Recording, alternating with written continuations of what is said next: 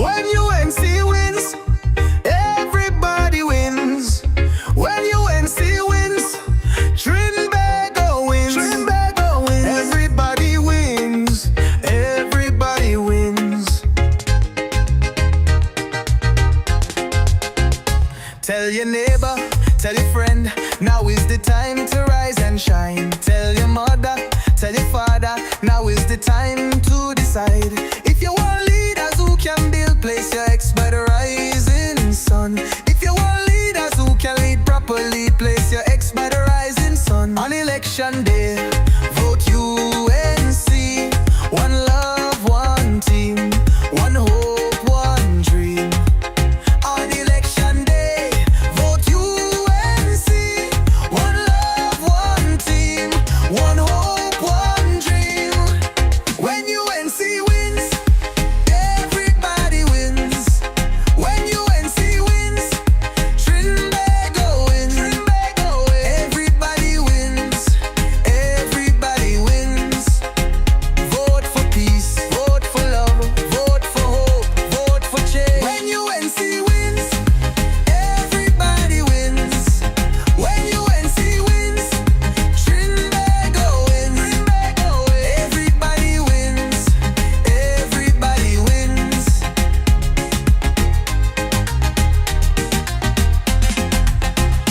Tell your neighbor, tell your friend, now is the time to rise and shine. Tell your mother, tell your father, now is the time to decide. If you want leaders who can restore hope, place your ex by the rising sun.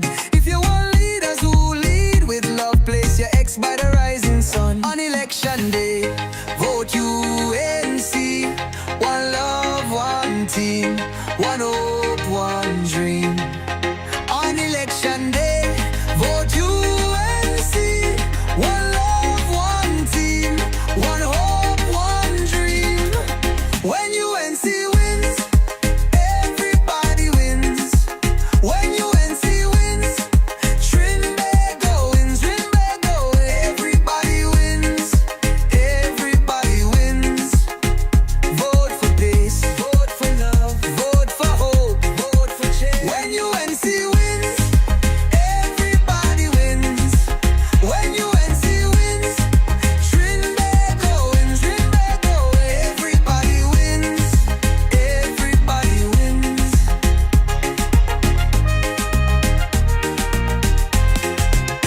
On election day, vote UNC. One love, one team, one hope, one dream. On election day, vote UNC. One love, one team, one hope, one dream.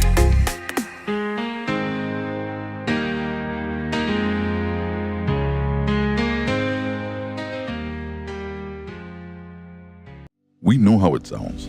Another speech, another promise. It's too good to be true. You're right to feel that way, because for too long, we've been told to expect less, to accept less. But this time, it's different. The UNC is ready to invest in you, in education that excites, industries that inspire, and opportunity that lifts us all. It's not a dream, it's a plan.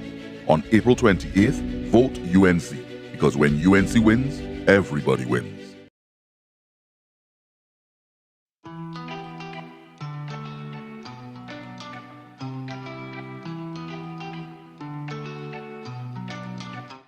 But one of the things I promised is that we will listen to what's happening around, and we'll be listening, and whatever we could have done, we've been doing so far. You're bigger than what I remember you last time, so we're standing up to make a difference in this country, boy. You know, and we're interested in making sure that in San Fernando West, we are listening to what the issues are. I just talked to Supers, they tell me about the water situation on that side. In speaking with all of our constituents in San Fernando West, crime was highlighted, issues of drainage, garbage collection, and we spoke to the Alderman Viliana Ramota Singh and all our councillors, and they really went to the city and ensured that something was done about it. The team here is in San Fernando West. We are on the ground, so I want to see what's happening around West St. Joseph with my friend Devesh. Devesh Maharaj, and the UNC candidate, Hosien Joseph. What's your name? Brafford. Brafford? Yeah. Brafford, how old are you, boy? 68. Nah, As a young man. he's like 52, man. We start building it back here before too much went on the other side that they had to come down to First Street. So, like somebody know the minister, and they get box trains and paved road and all kind of stuff up to the drain. We on the other side of the drain. You know the story about the other side of the tracks? We on the other side of the drain. So we ain't getting fixed up and we getting flooded. I would just like to know that we have somebody there who we can talk to. Right now, we are on 7th Street, Mount Lambert. I have met so many lovely people on this street. Very reserved, some of them, but they've all come out and they've given us very, very encouraging comments. Some of them have openly declared their support, for which I am very, very thankful. Others at least saying they will consider and think about it, but really, really a wonderful community. I have had no pushback from anybody whatsoever. As a matter of fact, it's very, very welcoming. Thank you very much.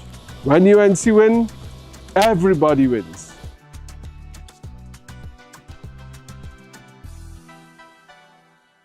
We know how it sounds. Another speech, another promise. It's too good to be true. You're right to feel that way, because for too long, we've been told to expect less, to accept less. But this time, it's different. The UNC is ready to invest in you, in education that excites, industries that inspire, and opportunity that lifts us all. It's not a dream, it's a plan. On April 28th, vote UNC, because when UNC wins, everybody wins.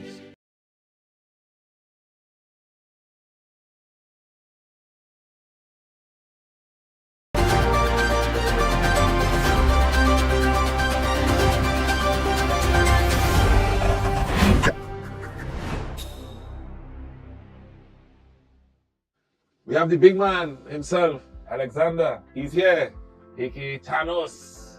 Saddam is also here. We have Mr. Maharaj. 2 lawyers and a police. Who knows where it will go? Send them. Hi, can we come in? Nice man. Come in. Welcome. Thank you very much. Suta. Hey, the big man in the business himself. Saddam. Yeah, never. Take your seats. Welcome to Suit Up. How are you feeling? We here. I know. Yeah, we here. Campaigning can be tough. 2 lawyers and a police, I don't have to run. I think I look better than 2 Your combination. Oh my. So this is a show where you answer to the people, because after all, you work for the people. So we're going to have some fun and ask some tough questions. I, NCW, I'm going to ask the questions on behalf of the people. So if you don't mind, I'm going to start with Mr. Gentleman here. Could you state your name and the constituency that you find, that position that you you want to get? My name is Roger Alexander. Roger D. Alexander. I will tell you what it is for eventually, but I represent the constituency of Tunapuna. Nice. Well, I am Saddam Hussein, the former member for Baratory San Juan and the next member for Baratory San Juan. Very confident. Very, But you okay? very good. Because I see you went to the doctor today now. No, the wrong man. You didn't visit the herbal specialist today? No. You sure? The internet don't lie. I see you up with trouble. He was part of the constituency. Ah, So I was there. Do you know what he's go by here for? Oh, no, I don't know. You seem to know. You frequent there a lot? No. Okay. Only what I see on the internet. Oh, okay. So, Mr. Gentleman, if you don't mind. I'm Devesh Maharaj, and I am currently vying to win the seat for Arangwa St. Joseph. Very good. So listen, we jump in right in, right? Because we have a lot to deal with. Okay. So one of the major issues the people have is safety. The population don't feel safe. Mr. Alexander, do you feel safe? No. No, I don't. That is being honest. I don't feel safe. I don't. In fact, I know that a lot of other persons feel the same way. How I'm feeling now. I appreciate your honesty. Yeah. But what made you leave the police service and jump into this guy? Is that the question of the day? Yes. All right. Well, let me answer the question this way. I came from the police service after 30 odd years. And during that 30 odd years, I saw a lot of challenges and limitations to policing. It is difficult to have challenges and limitations to policing when you are the institution that, in fact, supposed to protect and serve members of the public. So I looked at it and I said, you know what? I could do something better to assist both the institution and members of the public. And I chose to go this way. Yeah? But it also coincided with what was happening as I was listening to different leaders in Trinidad and Tobago. And I listened to the UNC, Ms. Kamala Prasad Bisesa, and her vision was as close to mine as possible. And all I did, I said, you know what? Let me approach her and tell her what is my vision. And then they both came aligned with each other. And that was my choice. So it had nothing to do with the money and the, the position and in terms of being in a position now where all the people who give you a hard time in the service, you could potentially be the boss. We don't know. Sounds good, eh? For TV. but in the reality, there's no limitations to serving my people. And if I served for 30 and odd years, then this is just a continuation of my service to my people. All right. Sounds good on camera. We'll get back to you. Yeah. Mr. Saddam. Yes. You're the man who made JW cry, you remember that? Oh, we're them balancing. Yeah. Oh, shows. Big man crying on TV, boy. You do that? Yes. Wow. I told Sour they need an MP, not an MC. That's a good one. Did you comedian here, you? So tell me something. You're in this thing a little while. You are a sitting MP. What drives you? You're a lawyer. How come you just take the little government brief like some of them and pull in your corner and stay quiet? What keeps you going? I'll answer the question this way. At age 26, I was a state prosecutor in the office of the DPP, and I left a permanent, pensionable job to serve as a senator after being called by Mrs. Prasad Bisesa. I was 26 years old at that time. I fought a marginal seat when I was 29 years, and I won in the 2020 general election. And was driven because of passion to serve people, not about personal interest in terms of getting a government brief, as some people call me, eat a food lawyer. I'm not one of those. I rather stay in the parliament, fight for people, fight for the interest, because I saw the suffering of people. I came from very humble beginnings, and I intend to remain very humble in government. I know you have a good track record too with murder cases. Well, I'm also in parliament. Not bad. 63 debates in 5 years. Wow. That's good. Yeah. My opponent spoke 4 times in 5 years.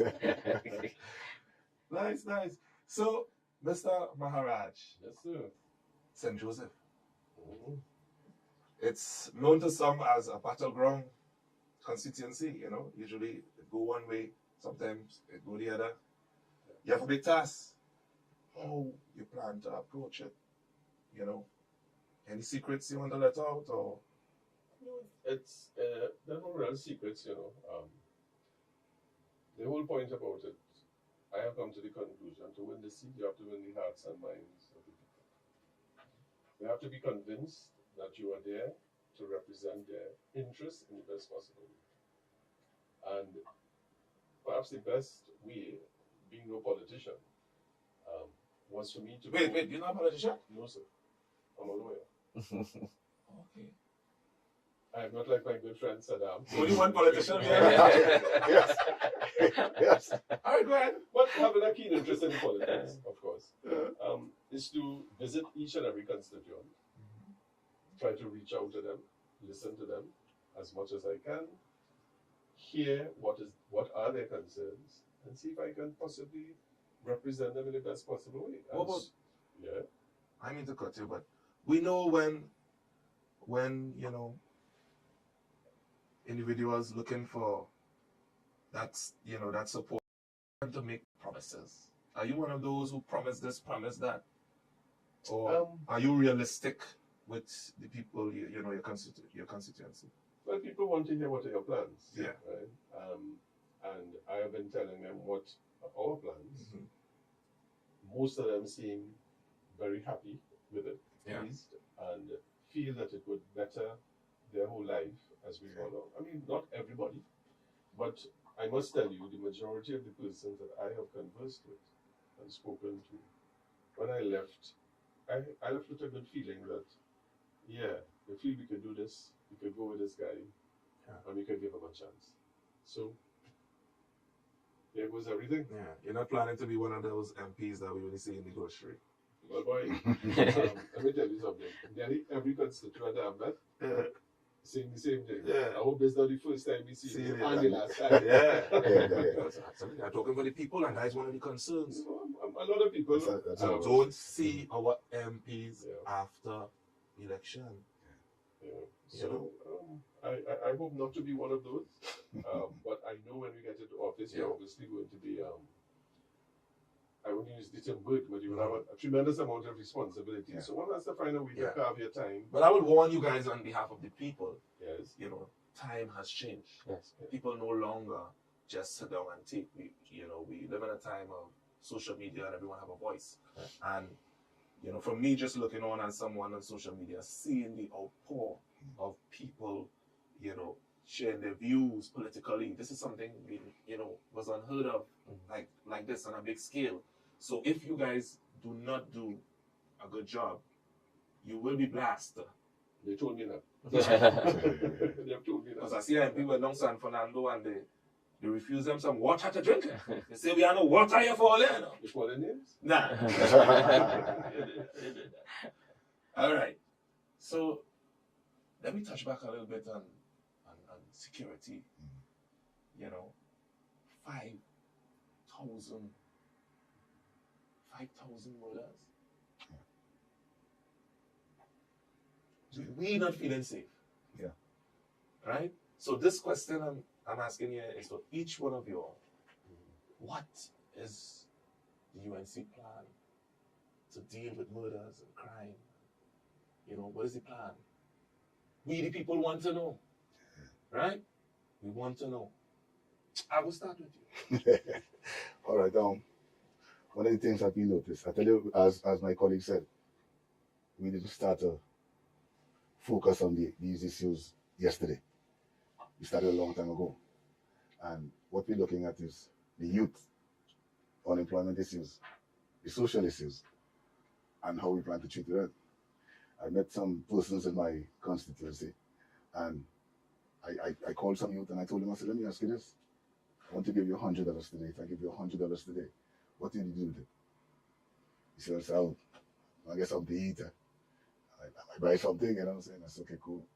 I said, what if you give me 6 months of your life or 8 months of your life so I can prepare you with a skill that could take you through for the rest of your life? Are you willing to do that for yourself and for me? He said that I could try that, sir. I said, okay. I said, because it's about teaching you to fish in a way, but you have to be smart when I teach you. Not because I teach you to fish.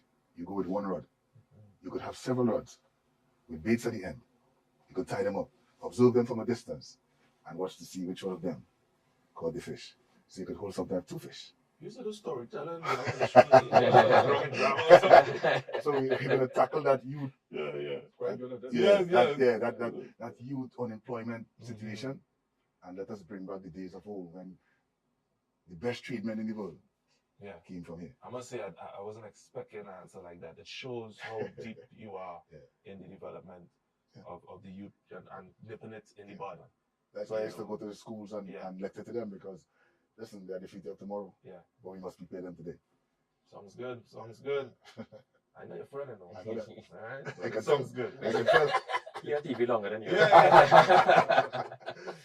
So, Mr. Saddam, you know, a lawyer, so policy-wise, lawmaking-wise, what can we do? What is the UNC plan? Is it more officers, better technology? Talk to us. As at this time when we speak now, the UNC is the only political party fighting this general election with a plan. We're the only party with a plan. You have heard no plans from any other political party. In fact, we have rolled out these plans, not yesterday, not last week, not last month, over the 5 years. Wait. They say they catch all with all your pants down. No. I want belts with propaganda. We had tight belts. We have shoot to fit me. That's what I say. But we have rolled out our plans in Parliament. 5 years, the opposition leader, every budget response will tell you the plans that we have. That has been condensed now into a manifesto and what we call manifestos. Easily digestible material. We have a holistical approach to crime, multifaceted. You can't just focus on law making, law enforcement alone. Alexander raised it. You look at preventative measures. You look at measures to detect crime, and then you look at deterrence measures. We have law enforcement that needs resources. We have laws that need updating. Plus we have training programs that we need to re-implement. We had them in 2010, 2015. But because of spite and malice, them fellas get rid of those programs. But we had a holistic approach to crime. I can just give you two off the top of my head now. I shadowed the Ministry of National Security and the Office of the AG for the last 5 years in Parliament. You saw what happened with home invasions. You see videos, CCTV footage. It's scary, it's frightening. Do you know there's no specific offense of home invasion in this country? There's an outdated offense of breaking and entering. Alexander will tell you that. Very difficult to prove in court, very hard to prosecute. We are going to create a specific offense of home invasion to make it easier to prosecute, speedier to prosecute, and ensure that the penalty is severe as the offense to reflect the abhorrence of society to that matter. You have other things like arming the population, law-abiding citizens with firearms, creating gated communities. Those are just some aspects of just reforming the law, amendments to the law. Okay. So, this Alexander approach, the ground, start from the home, the programs, you touch on some different points pertaining to the law and changing certain things. Mr. Maharaj, what's your view on the policies? The document that Saddam talked about in the manifesto, the piece of it, on the cover of it, talks about an intelligent approach. But if you translate that into policing, we have the police service, and when that wasn't good enough in 2016, they added a facility to the SSA for intelligence gathering to find out about criminals. Wait, that's the same unit with the man who fall on the chair? No. I saw it. All right, let's make it short. Sort yourself out.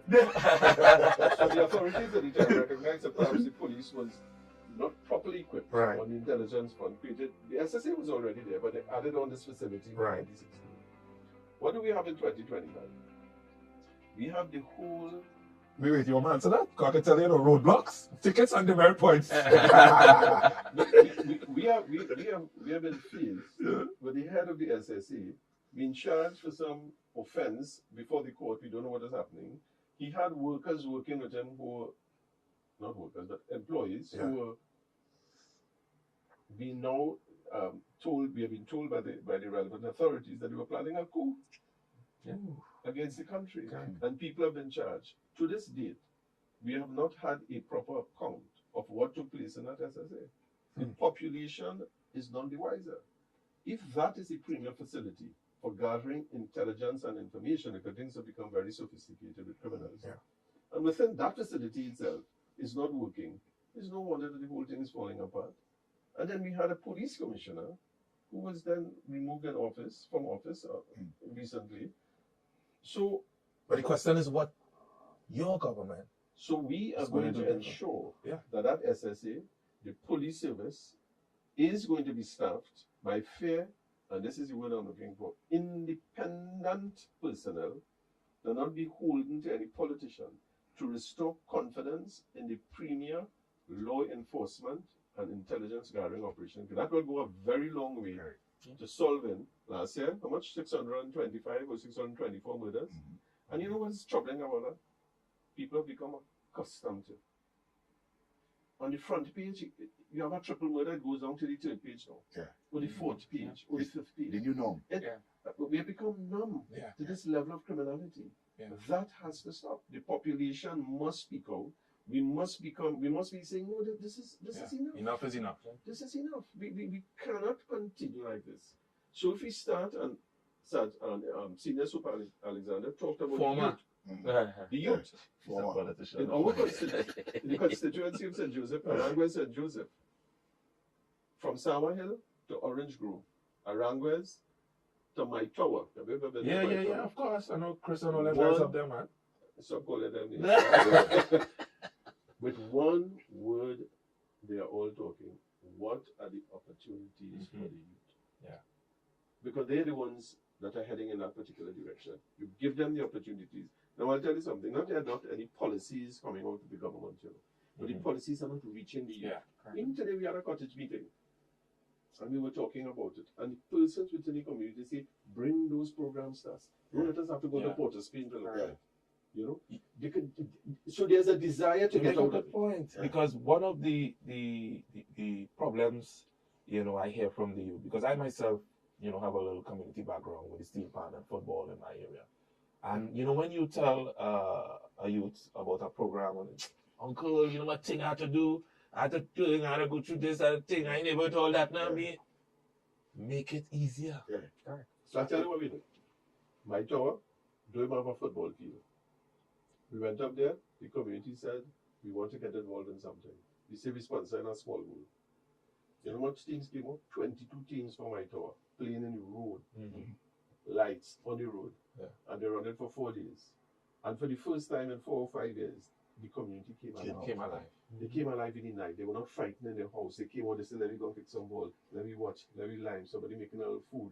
At the top of the hill, action like that. So in other words, community started to bubble. In other words, the UNC plan is to be a government to meet the people where they are. And we have been doing it even before we get into power. Let me just go in on what my colleague is saying. Many youths in my area also, they want an opportunity. Some of them, they are not computer literate. And as a result of that, they often have issues. If there's a course on the computer or a course online, how can they gain access to it if they cannot use the computer? And all these things, we need to really reach out to them. These persons are asking for help. We know what we did. Some of us prefer to give them $1 or $2 or $3. Which only assist them for a day or two, and we are ignoring the fact that they are asking for help. But people think when they ask for help, they're asking for that kind of help. Let's help them to be better citizens. How would you think? That's a good point Alexander made, because far too long you give youths handouts. We should be giving them a hand up. We should be creating sustainable employment for young people. It's not that after every election you just give them something small, go and vote for this party. That must stop. You must give them sustainable jobs. You would not believe the talent we have in this country. We have the best musicians, singers, craftsmen. Not everybody would want to be a lawyer or police. But you have other areas. But you have other areas in which we could put young people in. And we can showcase this to the world. Trinidad and Tobago was once on the world stage in the Caribbean. Now we have been placed at the back of the class. Someone took us down. We are at the back of the class. We used to be at the front of the class. But just to jump in there quick, the eat a food mentality was created by governments in the past, right? We don't have to call names. We know who ruled the country for most of. And I think that have never stopped. It just keep continuing. So we have a generation of young people who basically just want to eat our food. So I'm sure you heard about 500 in New Jersey and all these things. I saw this with my own eyes. And I was like, we have been having reports. But we see the consequences of that now. 5,000 murders, you said it yourself. If we had put these idle hands doing productive activities, Alexander, he would have still remained in the police, I would have stayed. He would have stayed. His challenge there supersedes him because of government policy. I think he lock up he boss boy. So that won't scare you, Imagine he's a commissioner. that wasn't the issue really. But, and they lock you up, boy. That is scare you? No. All right. The institution called the Trinidad and Tobago Police Service, it's a beautiful place. You know? It could be beautiful, and it could have a relationship with members of the public second to none. You know? Yeah. Because we have seen it through community police programs and all of these things, right? You know, and people don't realize that everything they call on the police for. Yeah. Problems in school, the police. Problems here, they call the police. Problems there, they call the police, right? But they don't treat the officers with the kind of love and respect that That's they truly within the deserve. service you're talking about. Yeah, that's within the service. Not just within, but remember, you have a boss, and your boss have a boss. If you want us to love you, and love the people that we serve, give them the equipment, the tools that they need. And when you give them the tools that they need, and don't give them no outdated thing. Technology has caused law enforcement worldwide to be almost perfect, you know. But then and only then, I can see us holding people fully accountable for what is happening in the country. Sounds good, because that incident that you talked about, that senior suit, that fellow may have been scared. And I run from.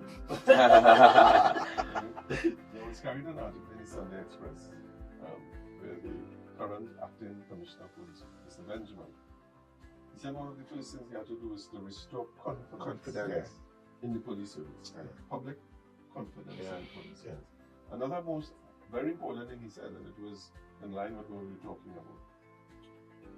He said more and more youth were running guns. And the police appear to be powerless to stop it. He was then asked, how many guns are there? He said, you can't disclose that. But we know from previous reports that the leaked and so many people say, well, over 100 and something. I mean, Maybe that's why he had a bulletproof vest in the church. I mean, it's really a tragedy. It's a tragedy when you don't. It is. So it is clearly, so coming back to the point, the policies of whoever is in charge, whether it's the government, whatever, there are policies, but it's not, and the program, but it's not reaching them. So how do you get them to mind it? That's a big point. You know, how do you get those guys in the street to mind it? As recently we had a meeting in Mondo, and the fellow said, well, if the man watching the fellow on the block, posting the gold chain, that's what he wants. Why you want to go on the trade? You could do that, right? So when you break that cycle, it's something that is a challenge that we will have to face with. I must say, great point by each one of you all. I notice you all warming up and, you know, we're ready to talk. You know what, Pastor? Let me just tell you what, Pastors. Every youth in this country has a cell phone. But yet we find it difficult to give information. It's amazing, isn't it? Great point, I must say. But, Saddam, I want us to get back to the fire because, you know, as Mr. Alexander said earlier, we don't feel safe. The people don't feel safe. You know, long time, I remember my father sleeping with a tree line next to the bed. You know, it's a tree line? But it no longer can protect our homes, you know, and I saw on the campaign trail since the local election, the boss lady, as we call her, Auntie Cans, was talking about licensed firearm. Tell me a little bit about that and how you're going to make it easier for us, because presently, you see what's happening, Mr. Alexander. You would have known the whole scandal with this, and then they put a stop, and you know, and the bandits and the bad boys, they went wrong with, and we have the tree line. So Saddam, give me a little insight on. Let me put it this way to you. 1 o'clock in the morning, we hear a loud song in your house. 5 men running in your house. Have your wife, gun by her head. Have a child with a gun by her head. You have nothing to protect yourself with.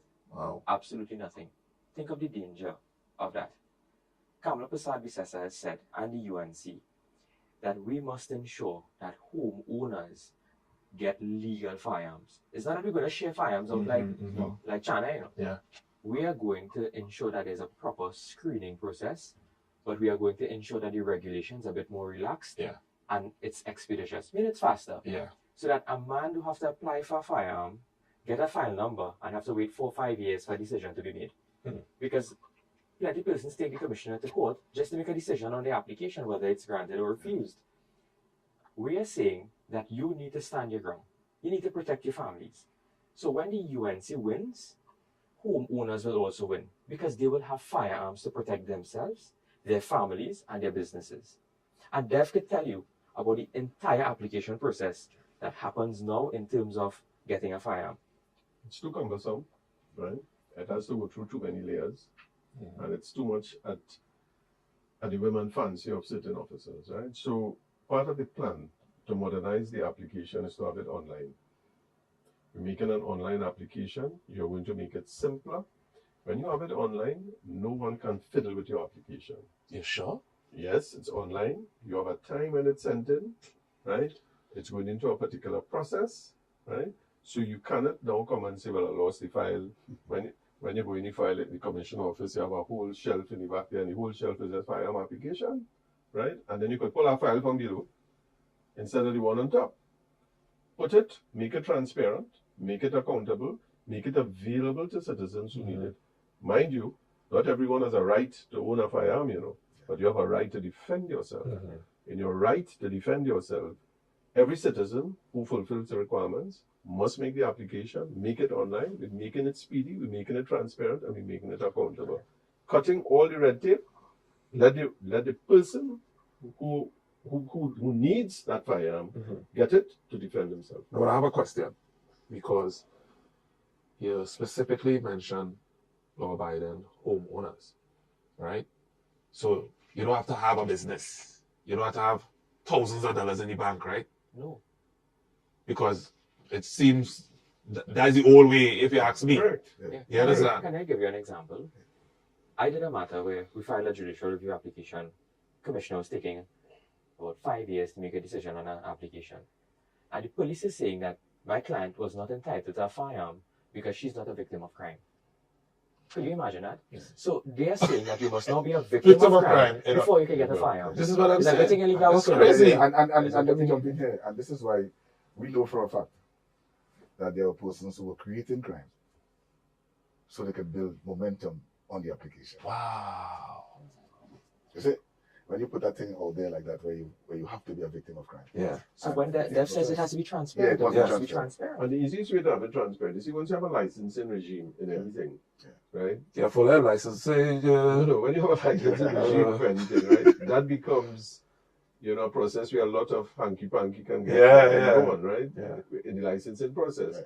If you streamline it, you make it online, and you make it accountable, it's very hard to do anything with that application. It goes in, this is your time, and then you have a specific time whether you're agreeing or you're denying this application.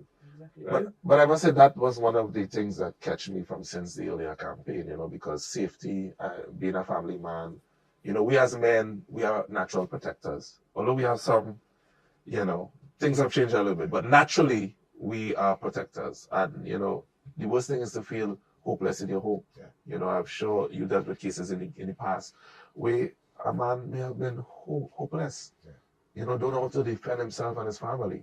So that firearm, license, making it easier and all that, it really stuck with me, and I was like, this sounds good. But I have a question for you, because there's a flip side to everything. You being from, law enforcement, and do you think it will create a problem for officers with, a big part of the population now being armed, or do you think it will help? Let me tell you this.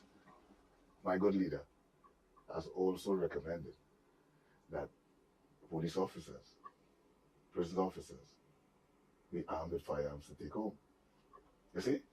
So when you look at that process, it's all about being a responsible citizen. You see? And when you're a responsible citizen, then the storyline behind all of this goes away. You have to be responsible. It's your responsibility to take care of your situation.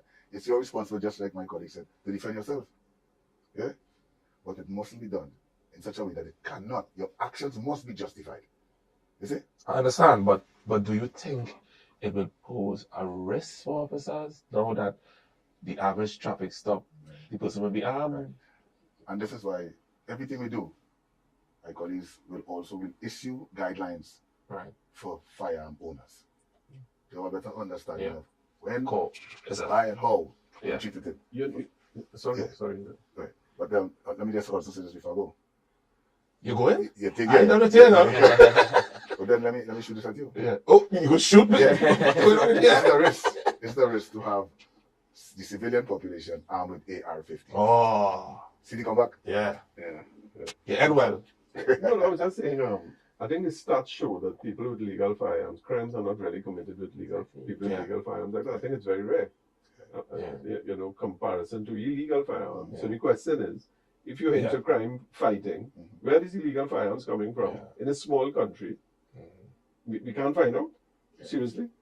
As I say, find out. But let me just one point I want to make here.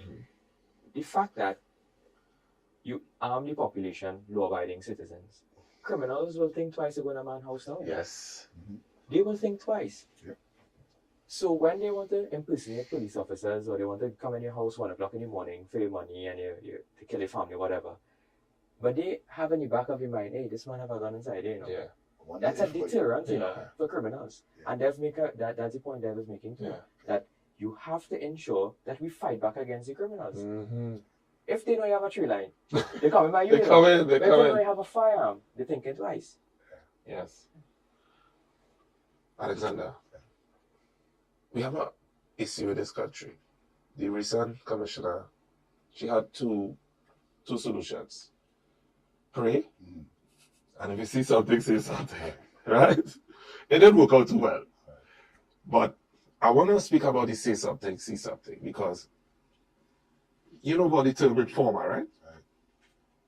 We have a big issue, one being labeled an informer, and two, the police leaking who give them the information to the people who they're going to arrest or, you know.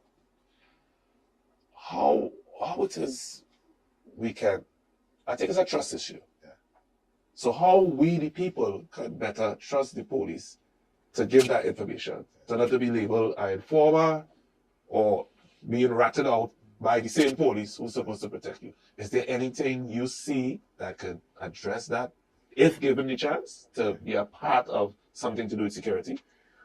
See something, say something is really an international conversation by law enforcement for their citizens to respond to. And what we're looking at is this. Your relationship with law enforcement. You mustn't wait until you're a victim of crime to have a relationship with law enforcement. And if you have a good relationship with law enforcement, then the trust issues goes out the door, you know. And let me show you how easy it is. Persons often question, well, the police. If you fall down sick right now, you go by a doctor. Have you ever seen him before? You trust him to take care of you, don't you? Yeah. That's the kind of concept I like to work with. Same thing with the pilot. Right. You have a man in a plane, but you don't know where he came from.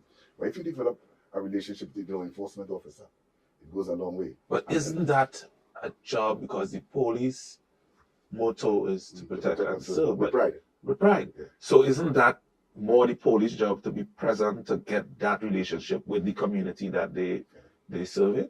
Our relationship is based on high acceptance. How are you? You good? And we shake. Right? And let me just go further into the city. People don't understand. You make a report about Saddam at the station level. You say Saddam only threatening you and all these things. When Saddam come and tell you, hey, I went to the station and make a report about me, people find it offensive. But I, as the police, have to come to Saddam to tell him, hey, this individual made a report against you. And people don't understand that and run with it differently and make it look like the police doesn't speak.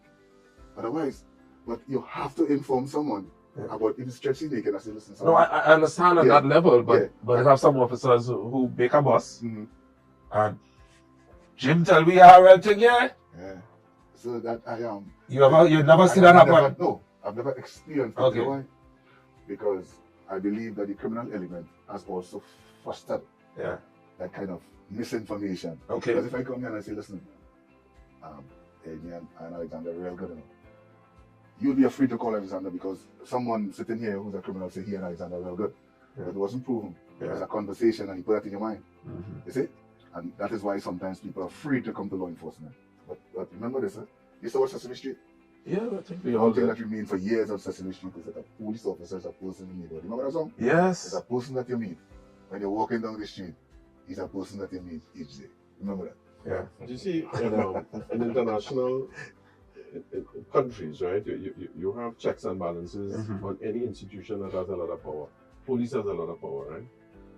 And if a police officer releases information of someone making a complaint, he's committing an offense, right? Yeah. Perhaps that is not tackled seriously enough, right? So we have the Police Complaints Authority, which goes half the way. It doesn't have any teeth to charge anyone. It can recommend to charge. But maybe if more teeth is given to it, right? If police officers break that trust with a citizen and they can action on it, then it might be a little, putting some more teeth into a third party looking over the police service. If you can beef up the SSA and get it out of the rut that is in, and that is intelligence surveying and so on. Maybe if these agencies, which are already created, can perform their job correctly, fairly, independently, right? We can find some sort of solution. It's a big if there, no? That's a big if.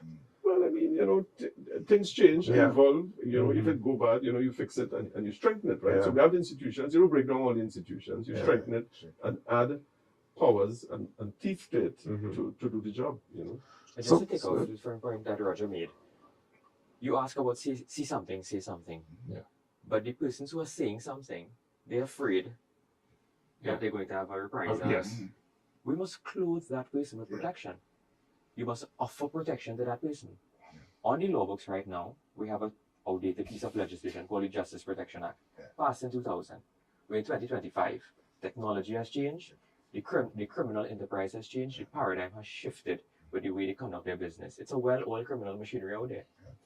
So we now have to ensure that in order to prosecute this offender, that we protect the man who's giving evidence against him. Stick up in. We borrowed on witness protection there. So that same new idea or new law, if given the chance, could cover that witness protection. But it's not a new idea. It's not a new idea. It must be modernized. It must be reformed. Yeah. You have situations in this country where a man is in witness protection for 10 years. So the witness is serving imprisonment, Really? They're living in a facility, it's leaking, they don't have proper food, they want to run away because you leave the comfort of your family and your home to go in state protection, and the state is not offering protection. But the UNC has raised these issues in the past. And once we get there and we modernize the criminal justice system, the citizens will win and the criminals will lose. So inherent in that is having a right to speedy trial, right? So in the UK, you have certain time limits for your trials, especially in the civil jurisdiction and so on, right? Within a certain period of time, the trial must be completed, right? And we're not catching aspersions on our judiciary, because they're really overworked. They have a heavy workload. They have I see somebody break up a picture the other day of their boss. What's that? What was that? I don't know. Go ahead. I see somebody break up. I don't know. You haven't lost it. Like AI? Some AI could do something. There's an AI? Oh, okay. See somebody I think have you're a a battle, you're a battle. Oh, in a battle? Oh, no, I didn't see that. Oh, you missed that. No, so if time limits are placed on trials, both criminal and civil, and having a buy-in from the judiciary, right, as to the rules and regulations, and if you have to expand the judiciary, you have to do it and the resources. But that has to be done because people have to keep on having confidence in the system. Once you have confidence in the police, you must have confidence in the judicial system. Otherwise, the whole system breaks down. Sounds good. But, Alexander, something, before I move on, I want to talk about. Recently, a blogger came here from Canada, and he did a video in the Mova area. And young men were walking with big guns, some with no masks, in the community, walking freely. And I've also been told that there are different areas like this, where the citizen of that particular area, they feel trapped and they can't do nothing because, as in their words, police don't come up there. And if police come around there, it's no normal police, it has to be. You know what I mean? Yeah, understand. So, how could we address and give back the communities to the actual law-abiding citizens, because as it stands right now, there are certain, and this is the truth, there are certain communities where the gunman and the so-called community leaders, they're running the whole community, and the people are at siege. And government go, government come. I don't think anybody truly addressed this. Is there anything? The people are scared, man. Yeah. We need to stop financing them to start with. You cannot have someone killing your citizens and still offering them legitimate contracts. I don't believe it. You have to put a stop. You cannot have a man doing illegal things with legal money.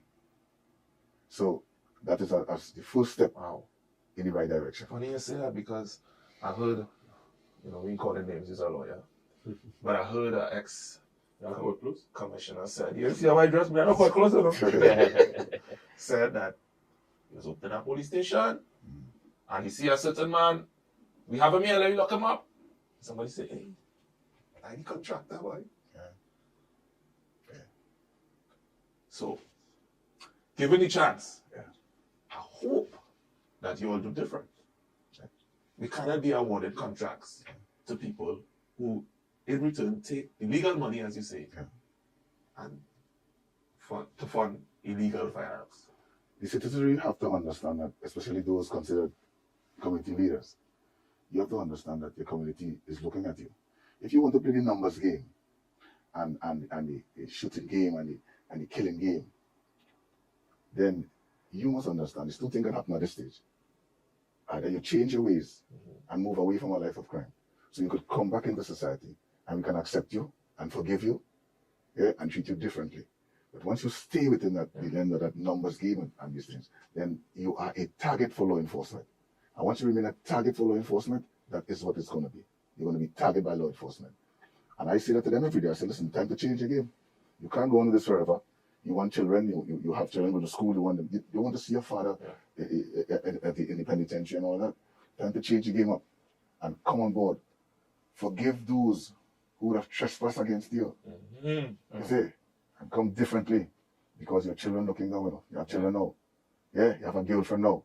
Long time you have different people all over the place, you're jail, and you're trying to make a change. Be the change that you want to see. Mahatma Gandhi, that's his quote. Well, who's giving the contracts? It's not the police giving the contracts.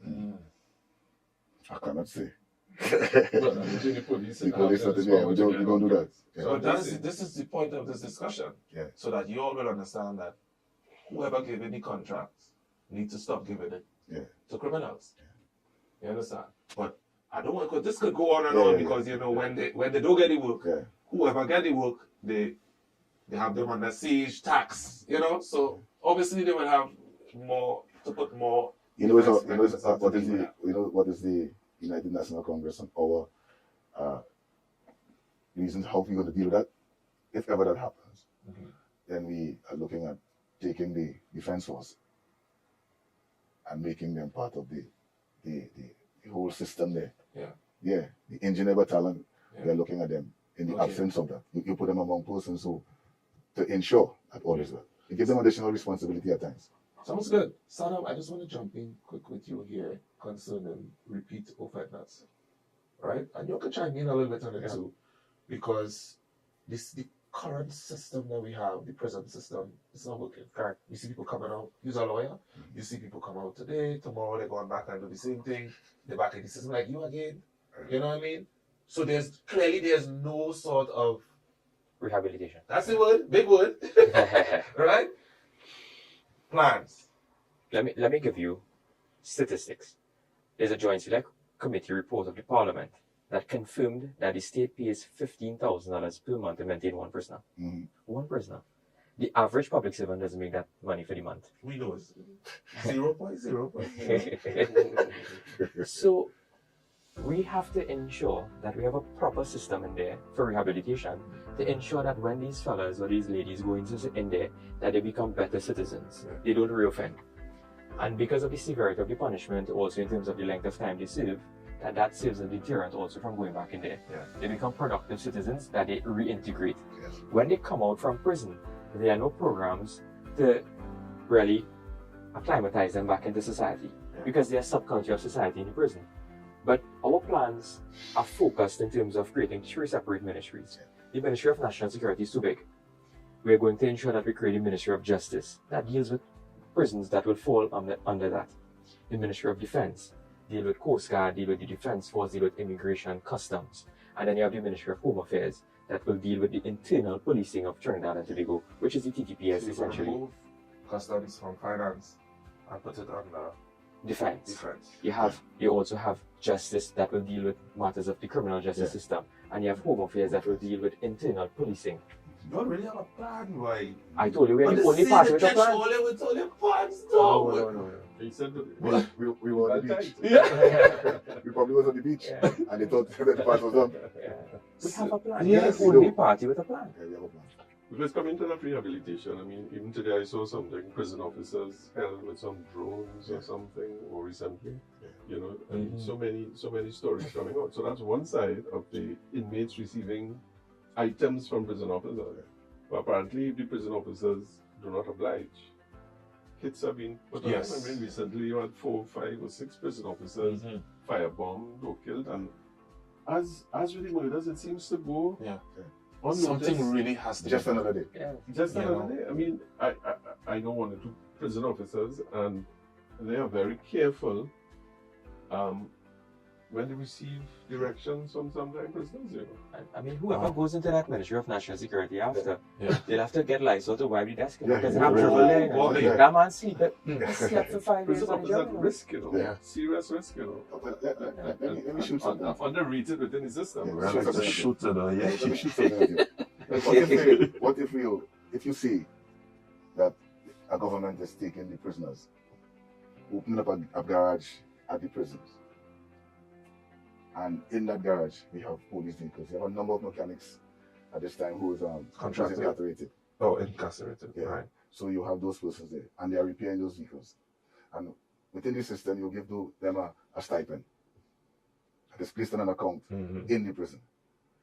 So you're fixing police vehicles, the same police vehicles that now be paying millions of dollars to fix. And when time to leave, you give this man something in his hands that he could start his system with he could start functioning almost immediately. But how you I know think that about have plenty mechanics like that? You lock up a few. You always find I out know, about there's that, another you know? train man inside Find there. out about these things. And this could Yeah. help out. And I only like tell you about mechanics, but there are other persons who could. For sure. Yeah, But it's a good idea. Yeah.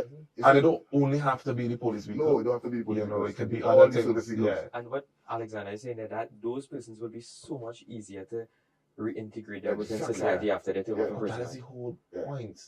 You know, because we cannot keep having all these repeat offenders. You can't But pay tell me 50,000 a something, month. right? They talk about a scanner in the prison to block, what jammer to block telephone calls. It seems that breaks out very regularly because, I mean, the conversations on Well- in and out of the prisons are Well, complicated. So, You all are. where's the jammer? Good question. Well, that's what you to ask. But what I'm You're saying, journalist. I'm not applying for the job. Yeah. You are. We know. So I hope We know. this is the For things. national security reasons, we will try to make Right. that there. But we this know. is the things you all have to address. We know. Yeah. There are Right? techniques. So that I'm we- glad. I'm Yeah. glad you asked that question. But Curious. you're asking me the man on the run. Yeah. Let You have a voice that everybody listen to. Right? me also tell you people this. If I sit with you here and I'm interviewing you quickly, you commit a crime. What is the first thing you'll ask me if I'm a police officer? I'm sitting here and you're there. What you'll ask me for? If I commit a crime, Yeah, I'm coming up to you and say, so tell me what I'm lying. Like, did you tell her? But let me tell And you you this. what? The first thing person somebody has is a cigarette, right? Oh, a cigarette. Yeah. You have 4 trees of marijuana in a home. Right? A cigarette is a big contraband in the jail. Yeah. Why not create a smoking area and give the persons an opportunity to smoke this You cigarette? know, internationally, they Ah. have that, right? Yeah, because a man is, especially, and Saddam and my other colleague will tell you, a man is innocent until proven guilty. Yeah. Do not treat the man like he's guilty before he proves his innocence. I kind of on the fence with the smoking thing, but Yeah. you know, I mean, You know, I understand your point. you try to- Yeah, I you try to- understand you see, your point. Yeah. it will stop, it will prevent the contraband from going in. Yeah. And the prison officers will get all this bacchanal thing and all this trouble. So you kind of kill the whole industry one time. But Because part in the manifesto that Saddam spoke about is to allow incarcerated prisoners the opportunity to see their children. Yeah. You know, so that the bond of Yeah. filial Still bond- there. great idea. filial Yeah. bond I must say, continues, you know. most of the policies and most of the ideas from the manifesto, it's modern. Yeah. You know, I can tell that you all had some young people on board. What is important, it can be implemented almost Immediately. Yeah. Almost immediately. But before we close off on this topic, sorry to cut you, but we have to address also the issue. Well, maybe not you guys feel, but we have to address the issue of the officer himself, like the prison officer, the police officer, being in a song mine one, but being well compensated, so that they don't have to resort to bringing in contraband and all these different things. So that is something, you know, I think. Some of the other things is to create minor detention centers, so you have for the less serious offenders to move them out of that. You're not putting violent offenders and non-violent. Listen, I'm a victim of that. So you're not going to school yet. Yeah. I was 15 years driving, taking my little chance. No license. I was big now, you know. Right. E999, boy. They take you? Boy, they take me, boy. Chase. I stop a frightened. Sure. I thought, I say, well, boy, it's a traffic offense. Yeah. And they put you among other What? Nib-deck was the court. Yeah. Downstairs, 3 cell on each side. I and they were seasoned criminals. Right. So that's the point. So if you have the minor offenders and you have smaller detention centers to separate them. Imagine I as a teenager in a holding cell downstairs at court with seasoned criminals. Yeah. That was crazy. What do you think about border security? Last question, real quick. I interviewed you know. Tell me. Poor. Oh. I hope you all have a plan for that. You want to hear? Nah. You sure? Save some. You sure you want to hear? Yeah, I I can want tell to you hear. all in 2 seconds. Yeah, what I want to hear. Tell me. I want to hear why the people from your constituency should give you that support come 28. I, Roger Alexander, have seen it all. I've been through it all. I know what is required, when it is required, how it is required, why it is required. Yeah. Both at the youth level, and at the senior level. Mm-hmm. I know what could make this change. I know what is required to bring about this change. I know who you have to talk to. I know where you have to go. You see? To bring about that change. Because the change is necessary. Because I want not just you and you and you. Yeah. As UNC supporters, if you are, to win. But I want everybody to win. You ever saw the blacklist? Yeah, I saw it. I might know a lot of people too. You understand what I'm saying? I want the constituency of Tunapuna to win. I want Trinidad and Tobago to win. When you get time to watch Netflix? That was before. That was before. Same question, Mr. Maharaj. Why you? You know, why tell the people? Because, you know, your constituency, sometimes they switch up. Why they should give you the nudge? Well, this time they're switching to UNC, my brother.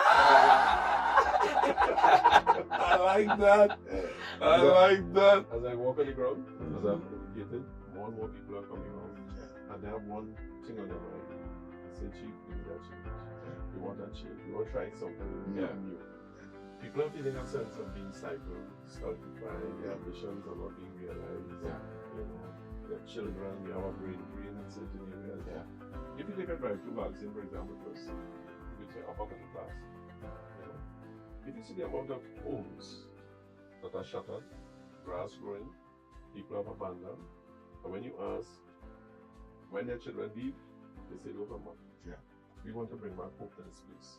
We want to bring back Trinidad, a place of hope where people can realize their dreams and live freely, live happily, live productively. Our policies will carry us in that direction. Vote for Devesh, Maharaj. And that was a bit. Saddam. Yes. Man, in court, you're on the ground, watch you walking, all the ladies, you know. You married by chance? Not yet. Not yet, because the ladies are watching the videos and the ladies were asked Saddam, pull up. I know the older ladies, they're checking you out too. No, watching you out. But Saddam is the man. Saddam, why? Why they should give me that chance again? You work, you deserve it. The people want to know. Tried, tested, proven. I like that. When Saddam wins, Barter is our win. I understand the issues of the people. I stayed with them for the last 5 years. I understand what we have to get done. I've lobbied government. They did not assist. I know when Kamala Prasad Visesa sits there, she will ensure that resources are mobilized for Barter Sawa, Tunapuna, and around St. Joseph. When UNC wins, Everybody. Everybody wins. I like that. I like that. With that, we will close with that. We'll close with that. Give you a chance to stand up on the podium. Yes. Yes. Because you know why? You win. Yes. I want to thank you guys for, showing up. I'm just a common man. Reach out and say, I need these politicians to suit up to ask the tough questions, and to see that you guys actually do that, it brings a little joy, to me. So thanks again for coming through. This was Suit Up. I hope the people get a better insight of the person who vying for the position for their constituency. I hope the people get a better insight on you guys and understand some of the policies the plans that the UNC government have. But just remember, you don't have the job yet, right? You're vying for the job. So I'm wishing you guys all the best. You have it somewhat, right? But both of you all, So remember, it's the people. Remember. You lose the code. I want to thank you for the opportunity. Myself and my colleagues. I appreciate it. Much appreciated. Devesh, and I know he's convinced we Yeah. voted for.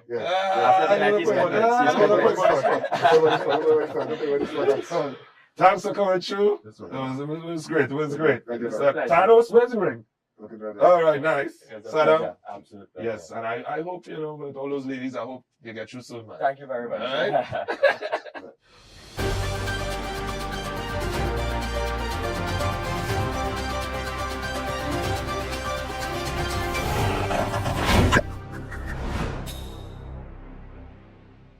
If you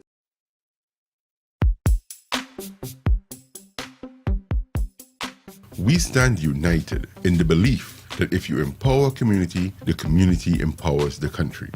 We are the party that gave every child a secondary school education since 2001. By building more schools in 11 years than others did in 40.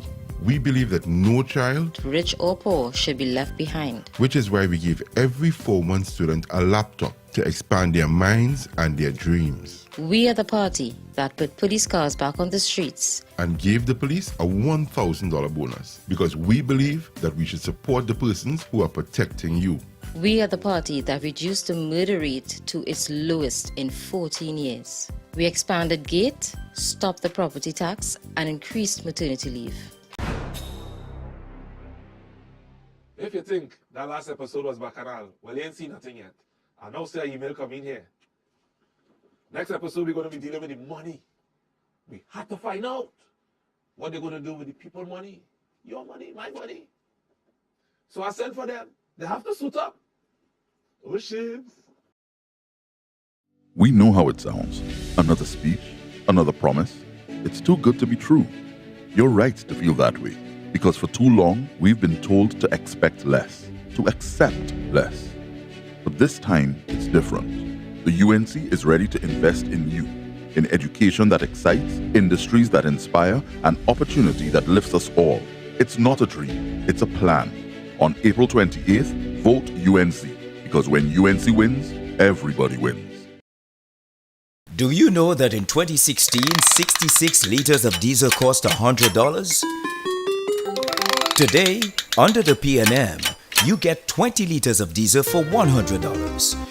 The diesel you paid $100 for under the UNC now costs $327 under the PNM, which directly affects the cost of food, transport, and services. Guess who I'm voting for next time? When UNC wins, everybody wins. When UNC wins, Trinbago wins. Trinbago wins. Everybody wins. Everybody wins.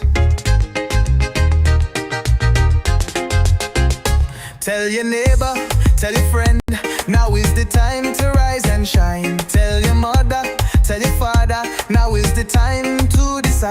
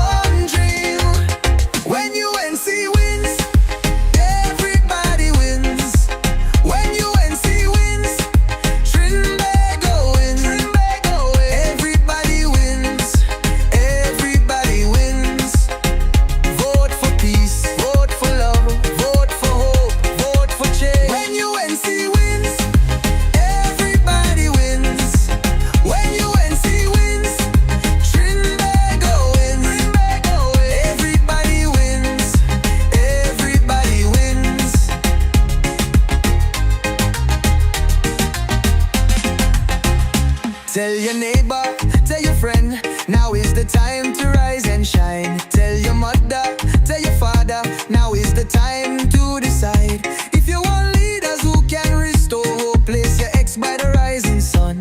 If you want leaders who lead with love, place your ex by the rising sun. On election day, vote UNC.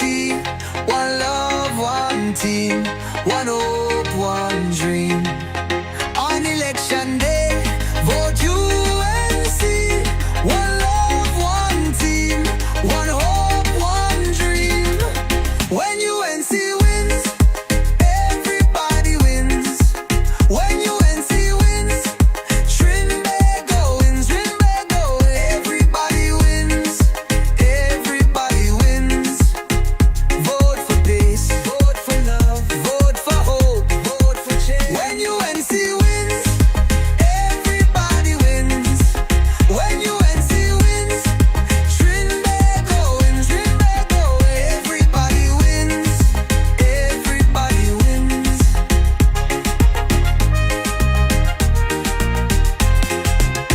On election day, vote UNC. One love, one team, one hope, one dream. On election day, vote UNC.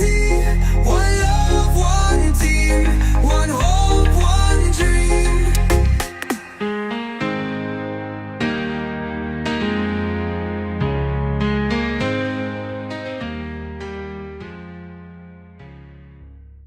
We know how it sounds. Another speech, another promise. It's too good to be true. You're right to feel that way, because for too long we've been told to expect less, to accept less. But this time it's different. The UNC is ready to invest in you, in education that excites, industries that inspire, and opportunity that lifts us all. It's not a dream, it's a plan. On April 28th, vote UNC, because when UNC wins, everybody wins.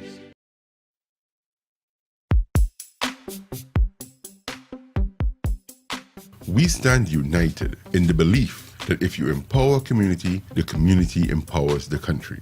We are the party that gave every child a secondary school education since 2001. By building more schools in 11 years than others did in 40.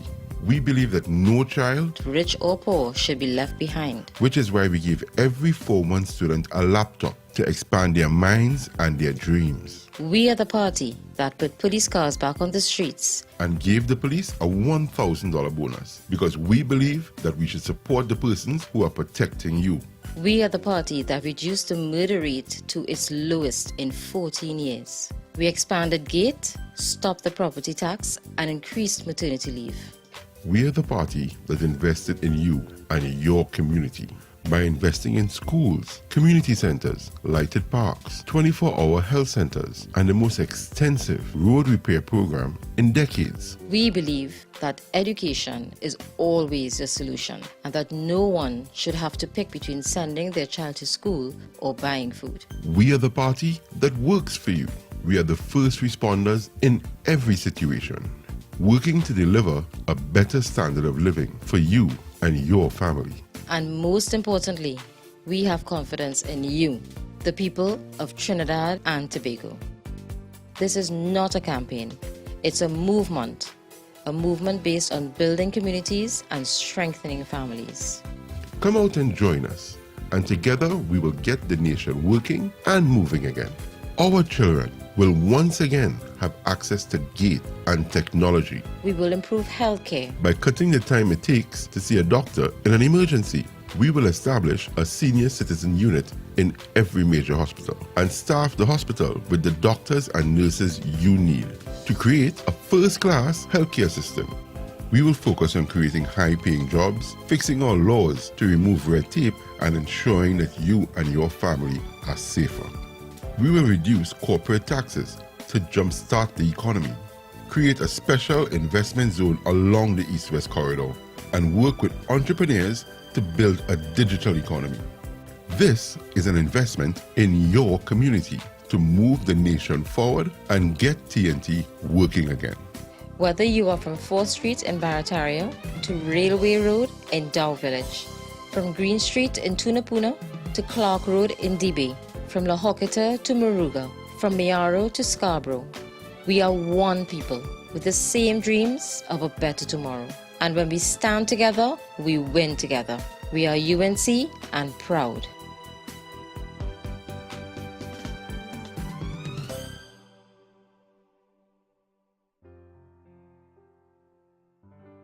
Do you know? Tonight, a live UNC Town Hall. Your questions on national issues answered. Moderated by Kamla Prasad Bisesa. National issues discussed. Tonight from Hillview College, El Dorado. 7 p.m. on this station and all streaming platforms. When UNC wins, everybody wins. Do you know that in 2016, 66 liters of diesel cost $100?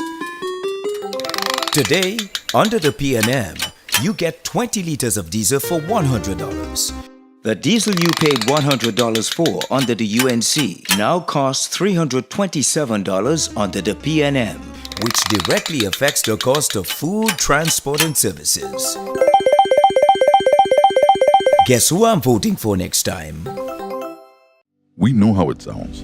Another speech, another promise. It's too good to be true. You're right to feel that way, because for too long, we've been told to expect less, to accept less. But this time, it's different. The UNC is ready to invest in you, in education that excites, industries that inspire, and opportunity that lifts us all. It's not a dream, it's a plan. On April 28th, vote UNC, because when UNC wins, everybody wins.